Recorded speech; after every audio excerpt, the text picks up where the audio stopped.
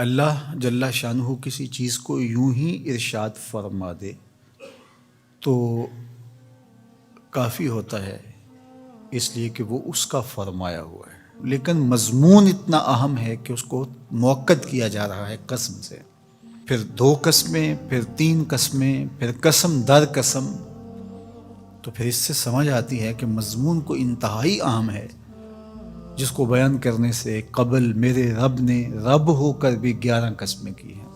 تو ذرا اس مضمون کی طرف غور بھی اسی انداز سے کیا جانا چاہیے۔ والشمس وضحاها، قسم ہے سورج کی اور قسم ہے اس کی چمک اور روشنی کی۔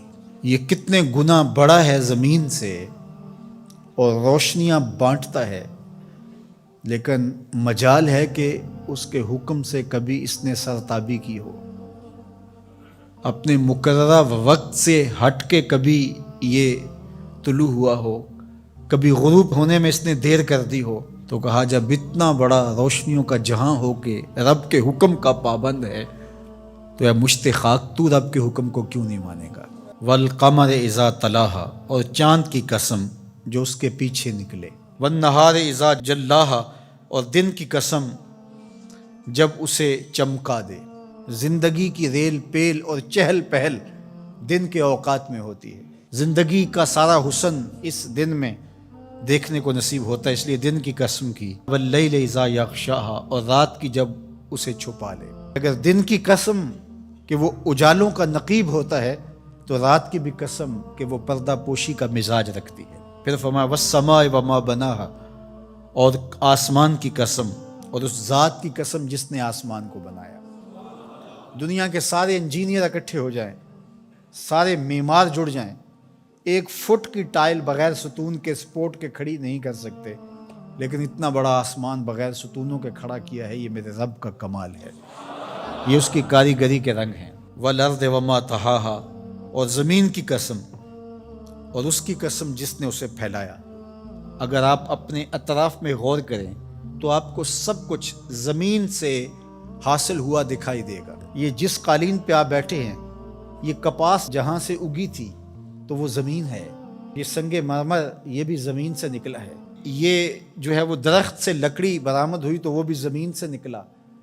آپ اپنے لباس پہ غور کر لیں، یہ کپڑے ہمیں کہاں سے ملے، یہ کپاس زمین سے اگی، بلکہ انسان کا اپنا خمیر مٹی سے بنایا گیا ہے۔ تو زمین اللہ تعالیٰ نے بنائی اور ہمارے نفع کے لیے بچھا دی، تو قسم ہے زمین کی اور اس کی جس نے زمین کو پھیلایا۔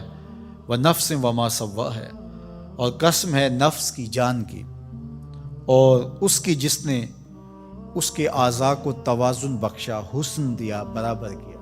فَأَلْهَمَهَا فُجُورَهَا وَتَقْوَاهَا، پھر الہام کیا اس کو، نیکی کیا ہے، بدی کیا ہے، یہ اس کو ہم نے عطا کر دیا۔ یہ کسی کالج میں، کسی یونیورسٹی میں، کسی استاد کے سامنے زانو تلمذ نہ بھی طے کیے ہوں، کہیں نہ پڑا ہو، اسے پھر بھی پتہ ہے کسی کا مال چھیننا بری بات ہے، دیوار رکھتے ہوئے ہمسائے کے 2 انچ دبا لینا اچھی بات نہیں ہے۔ یہ کہ میں تو کسی استاد کے پاس نہیں گیا اس لیے میں نے اس کے پلاٹ پہ قبضہ کر لیا، تو یہ نہیں ہے۔ انسان کی فطرت میں یہ چیز ہے۔ حضور علیہ الصلوۃ والسلام سے پوچھا گیا کہ حضور گناہ کیا ہے، تو فرمایا ما حاک فی صدرک، جو تیرے سینے میں کھٹکے اور تو اس بات سے ڈرے کہ لوگ اس پہ مطلع نہ ہو جائیں۔ اللہ نے الہام کر دیا، اس کے اندر یہ چیز ڈال دی ہے، اسے پتہ ہے اچائی کیا ہے، اسے پتہ ہے برائی کیا ہے، وہ اچھی تمیز رکھتا ہے، لیکن اس نے مزید کرم کیا راہیں اجالنے کے لیے، ایک ایک جزی کو واضح کرنے کے لیے پیغمبر بھیجے، کتابیں نازل کی تاکہ کوئی حجت باقی نہ رہے کہ مجھے پتہ نہیں چلا تھا۔ 11 قسمیں کر کے فرمایا قد افلح من زکاہا، جس نے اپنے اندر کو ستھرا کر لیا وہ کامیاب ہو گیا، جو رذائل سے بچا، جو برے افعال سے اپنے آپ کو بچاتا ہے وہ ستھرا ہو گیا۔ وقد خاب من دساہا، اور خسر و نامراد وہ ہوا جس نے میلا کچیلا کر لیا، گناہوں سے اپنے آپ کو برباد کر لیا۔ جو شخص بدکار ہوتا ہے، جو شخص گناہگار ہوتا ہے، جو شخص اللہ کے حکموں کو توڑنے والا ہوتا ہے، احکام شریعہ کی پابندی نہیں کرنے والا ہوتا، اس کی زندگی میں چمک نہیں ہوتی، اس کے چہرے پہ مسکراہٹ بھی دیکھیں تو وہ مصنوعی ہوگی، حقیقی مسرت اس کو نصیب نہیں ہو سکتی۔ ساری دنیا کی دولت بھی سمیٹ لے اس کو خوشی نصیب نہیں ہوتی. طمانیت باہر سے نہیں آتی، اس کے سوتے اندر سے پھوٹتے. الا بذکر اللہ تطمئن القلوب کا سن لو، تمہارے دلوں کا قرار اللہ کے ذکر میں لکھا ہوا ہے. تو اللہ جل شانہ نے اس سورہ شمس کے اندر 11 قسمیں کر کے اس بہت بڑی حقیقت کو بتایا کہ تمہیں اچھائی اور برائی دونوں کا پتہ ہے. اب تمہارے اختیار میں ہے کہ تم کون سا راستہ اختیار کرتے ہو. یہ دنیا میٹھی تو ہے، شر میٹھا تو ہے.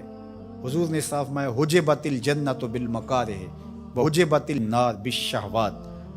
جنت مشکل کے پردوں میں لپیٹی گئی ہے اور جہنم شہوتوں کے پردے میں لپیٹی گئی ہے. اب تو نے کس راستے کو اختیار کرنا ہے، یہ تیرا اختیار ہے. سورہ شمس پکار کے، ایک نہیں، دو نہیں،